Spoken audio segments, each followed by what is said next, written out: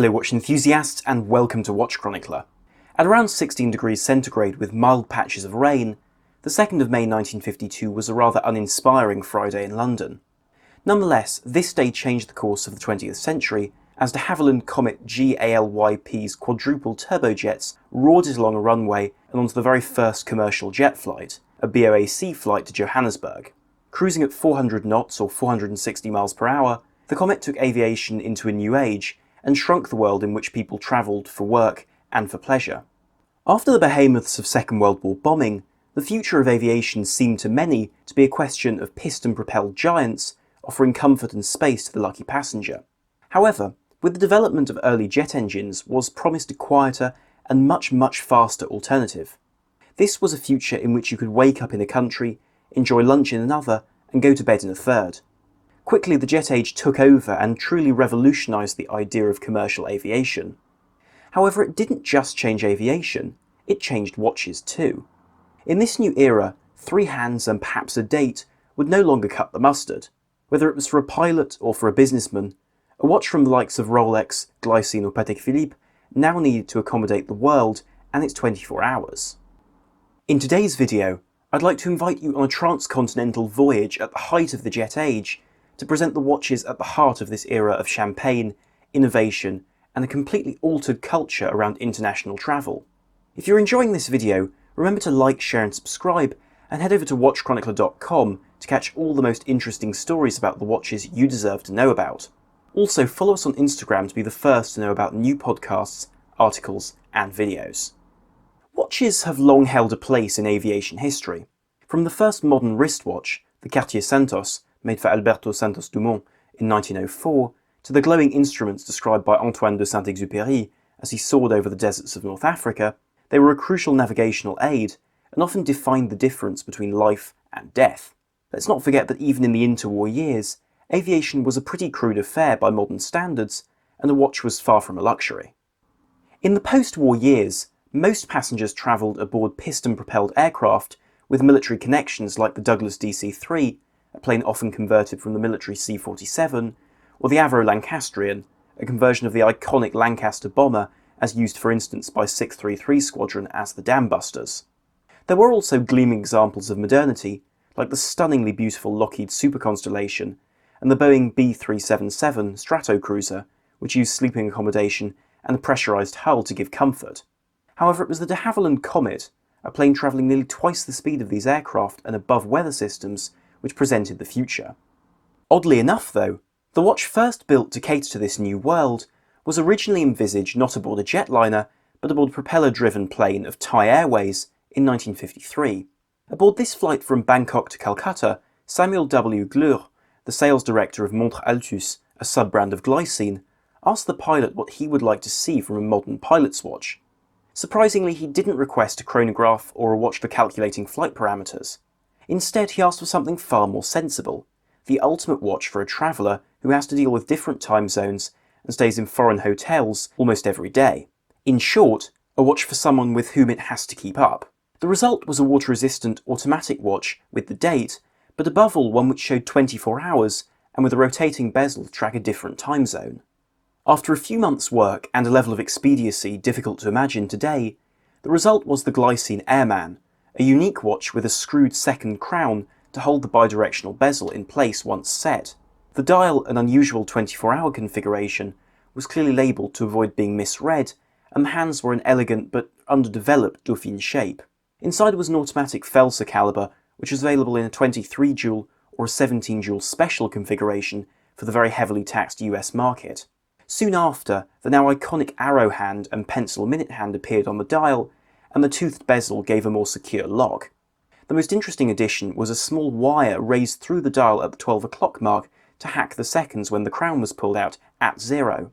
The Glycine Airman really was a genesis moment for pilots' watches, and showed that the needs of a modern commercial pilot were rather different to the tools for military or club aviation as seen in the contemporary Breguet Type 20 or Breitling Navitimer. The Airman also became a favourite in increasingly remote 20th century warfare, such as amongst the pilots of the Vietnam War. Moreover, it was rather clear that this formula didn't just have isolated appeal, as around the same time in 1954, Pan American World Airways had a problem. After the purchase of 45 Douglas DC-6B aircraft in late 1950, they needed to find a solution to a problem experienced by travellers and pilots alike, the feeling later referred to as jet lag. In order to aid this, Pan Am approached Rolex to produce a watch to keep their pilots on track, particularly after transatlantic flights. Importantly though, this watch had to be more than the Glycine Airman. The Airman was a tool. Rolex's GMT-Master was a companion for one of the most highly regarded airlines in the world. The result, of course, was the GMT-Master reference 6542, which was offered between 1954 and 1959. This wasn't a difficult-to-read 24-hour watch like the Airman or later Breitling Cosmonaut. Instead, it was a standard watch with impeccable legibility, a comfortable 38mm size, and Rolex's ever-dependable Oyster case, but now with a discreet 24-hour hand to make sure that no call back home was ever missed. One must also remember that the GMT hand was not independent at this time, thus allowing the display of only 2 time zones at a time using the originally Bakelite bezel. With its chronometer-certified automatic movement, several were offered during this production span, unique appearance and the use of the Pan Am red and blue livery, this quickly became an object of considerable desire. In fact, some believe that 200 further examples were commissioned with white dials for the management of Pan Am themselves. But let's return to Pan Am's planes for a moment. In the mid-1950s, the de Havilland Comet's lead over other aircraft was eroded by a series of mid-air disintegrations caused by pressure points on the corners of its square windows. With the worldwide fleet grounded, it was only a matter of time before something else arrived on the scene. This, as it turned out, arrived in 1954 with the launch of the Boeing 707, the first true modern jetliner. Equipped with 4 Pratt & Whitney turbojet engines hanging below the wings, this format defined the next 65 years of commercial aviation. When put this way, you can see why Pan Am decided to wait for it in order to enter the jet age. Before the first had even officially flown, Pan Am placed an order for 20 707s alongside another 25 of its rival Douglas DC-8s in 1955 and began standard jet service in October 1958. With their new and industry-leading fleet of American aircraft hurtling across the Atlantic, perhaps the biggest upgrade of the watch they had put into motion was launched, the 1959 Rolex GMT-Master reference 1675. With an enlarged 40mm steel case, aluminium bezel insert, crown guards, and higher beat rate of 19,600 vibrations per hour, this was the future of what the GMT-Master would be. This, in essence, was the silhouette of the jet-age traveller's watch, and continues to inspire modern iterations of the GMT-Master too. But let's backtrack, because we've missed the most important part of the early jet age, the passenger. The passenger was more than a mere traveller. He or she was a guest and wanted not just to arrive at a new destination, but to enjoy the experience. Let's not forget that an internal flight in the US cost around 5% of the average annual salary. In short, people expected luxury. This was a world of well-cut suits and cocktails, champagne and comfort from the moment you boarded the plane to your arrival at the destination. This, I think you'll agree, wasn't really the market for that Rolex GMT-Master. This was a high horology crowd, and Patek Philippe knew it. However, the story of this iconic brand from Geneva's travel watches started long before the jet age.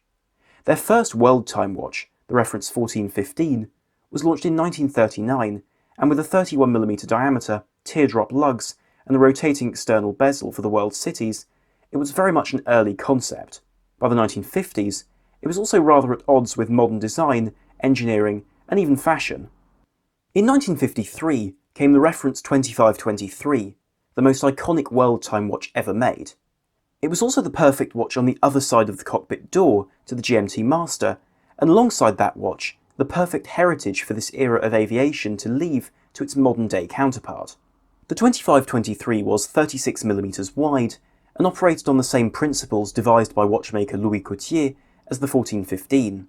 This meant the 18-jewel manual caliber 12400 HU, with HU standing for Heure Universelle, or Universal Time. Nevertheless, it was a fundamentally revised product. Firstly, the external rotating bezel was made internal and was operated by a second crown. Moreover, this was a ferociously expensive piece, with, for example, only 2 examples of the believed 7 produced in rose gold, known to have survived today, with their blue enamel dials concealing the mechanism to operate the complex dial rings. What's less immediately obvious is the sheer quality of the product. The cases have double-stepped detached lugs which angle down with symmetry.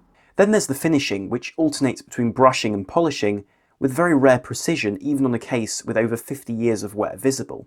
The reference 2523 was produced through this era of luxury travel, and in 1965 was discontinued, with no immediate replacement before the new millennium. Today, the impact of the speed, comfort and luxury aboard a jetliner seems easy to take for granted, even if many of us don't get to enjoy such decadence. However, in period, the stir made can be measured by the magnitude of the watches created. With these icons of Rolex, Glycine and Patek Philippe came brand new schools of thought around what a watch should be, and who its wearer was, whether a respected pilot or the wealthy businessman he was transporting. But what do you think was the greatest watch of the jet age? If you enjoyed this video, remember to like, share and subscribe. It really helps us keep producing videos. Thank you very much for watching. This is Armon from WatchChronicler.com. Out.